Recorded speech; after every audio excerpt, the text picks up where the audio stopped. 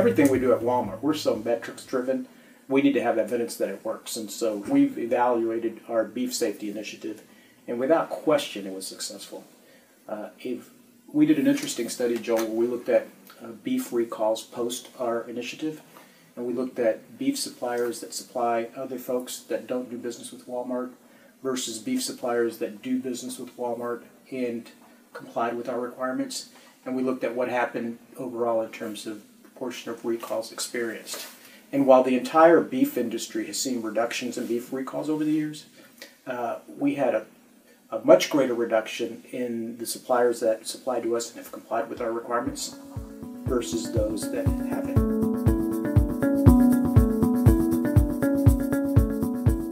The good news is that most of the suppliers were able to get there.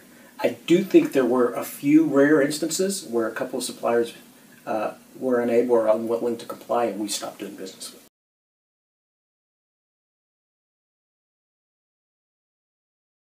We actually try to be very thoughtful in terms of how we calculate or establish deadlines and target dates. Most of the suppliers were able to comply with the target dates. I forget back then they were lengthy, year and a half. In a few instances where it was appropriate, we deemed extensions, temporary extensions for some suppliers to comply.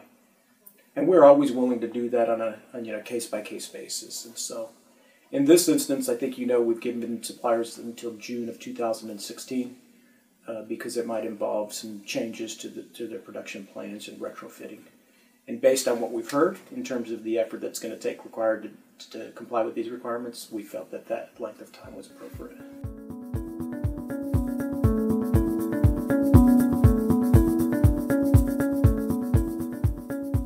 We didn't get any reaction after the announcement, and I think it's because we were so thoughtful and deliberate in how we approached the initiative. None of our suppliers were caught by surprise, not one of them. We invited them all to a poultry safety summit 10 months earlier. We had multiple conversations with them throughout the 10-month period. And so by the time the announcement came, all of our suppliers were expecting it. And so there were no surprises and no strong reactions, of concern. And in fact, all of the input that they gave us was used in how we crafted our initiative and in terms of the timeline or target date, that was taken into consideration.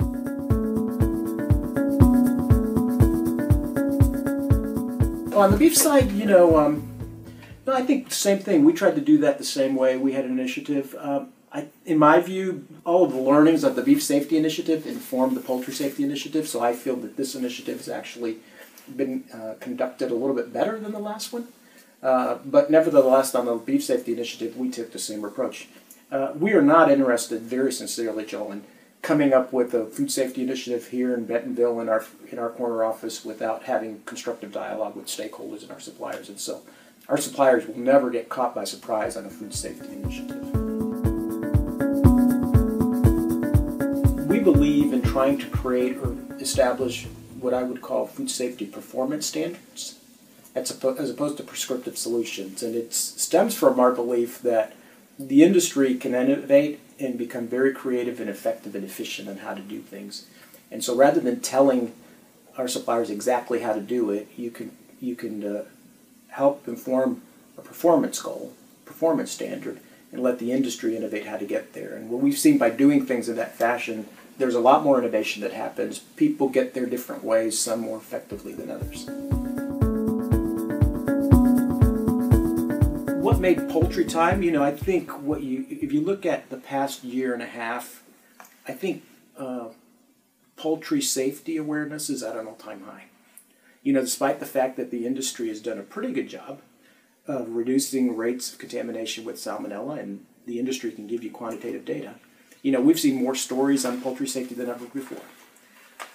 About a year ago, there was a front page story on Consumer Reports, "Is your poultry safe?" You probably have seen that magazine. You saw some outbreaks and recalls reported, the Foster Farms incident. And so we know that poultry safety is at an all-time high, at least concerned over it among customers and consumers across the U.S.